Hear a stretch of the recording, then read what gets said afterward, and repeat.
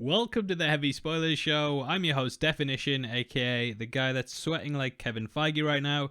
And DC Fandom has just been completely relentless with its updates. And I totally skipped over this one, and it's something that I definitely want to talk about.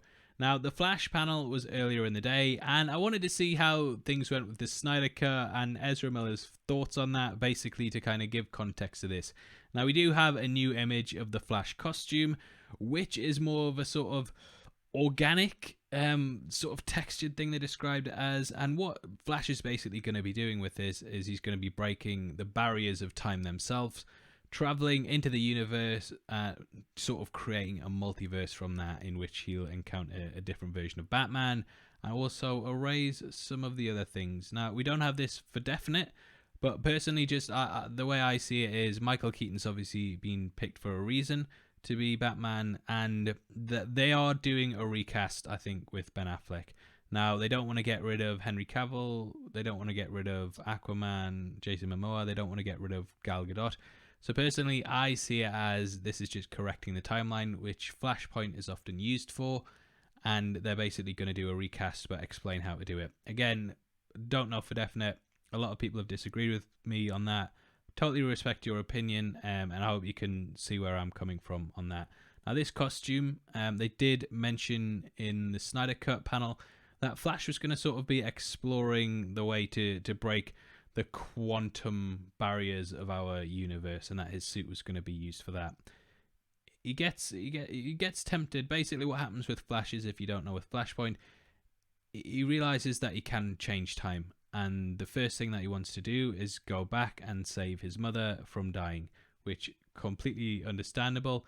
However, there's the butterfly effect, the multiverse theory, multi-worlds theory by David Deutsch, and lots of things that cause issues with this, including spiraling timelines, and he gets stuck in one of these with basically a different version of Batman.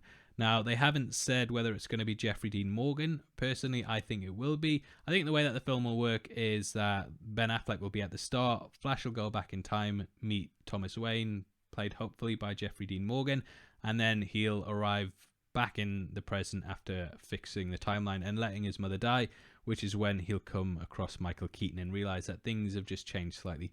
If you've read Flashpoint, you know it kickstarts a new 52, and basically I think that's what they're going to do here. They're going to sort of take, Ben Affleck, in my opinion, wants to say farewell, and I think they're going to use that for this. Again, could be wrong. I was wrong about Ben Affleck coming back, so happy to be wrong on that. I absolutely love the guy. Now, this is the costume here, and as you can see, it's very organic. The power's sort of coming from his suit and then spiraling out into the waves. And it's it's really nice concept art. I do think it looks great silhouetted against the orange background, and I appreciate its use. Now, the image that we really need to talk about, though, is this concept art with Michael Keaton. Now, Michael Keaton, one of the best Batman of all time. Personally, my favorite is Ben Affleck, and then probably, Kevin Conroy might be there too, but Michael Keaton absolutely nailed the role. And the thing is, he never really got to quite close off his character. He wanted to do Batman Forever. Tim Burton wouldn't return. Michael Keaton decided not to do it either. So it's great that we finally get some closure. And he gets to basically play the part that I think a lot of people love him for.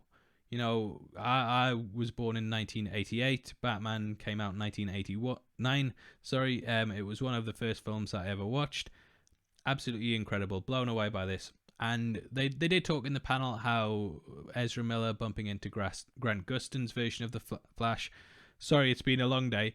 Grant Gustin's version of the Flash has sort of opened the possibility of the multiverse, and here he's discovering Michael Keaton's Batman. So this first look looks incredible. Now, there were talks that, basically the report said that Michael Keaton would be sort of a mentor figure like Nick Fury. In this concept art, though, doesn't look like that at all. He looks like he's fighting alongside Flash, which I definitely think is amazing. I'd absolutely love to see him go head to head with villains fighting alongside the Flash. So this first look, if this is concept art on what the film's going to be like, absolutely over the moon with it. And I just wanted to talk about this because all of the trailers and everything, this is kind of getting lost, and it really is something special. Now, obviously, I'd love to hear your thoughts, so comment below and let me know. And if you enjoyed this video, please drop a thumbs up. It's been a very, very long day, and I massively appreciate the support and the thumbs up on that. And, you know, thank you everyone for sticking with me. I'm not going to be doing face videos like this all the time. There's just absolutely no way I could do this many videos in a day, editing them and recording the audio and writing a script, because there's just so many announcements. So thank you for sticking with me. You've been the best. I've been Definition, and check out some of our other videos as well. Much love. Good night.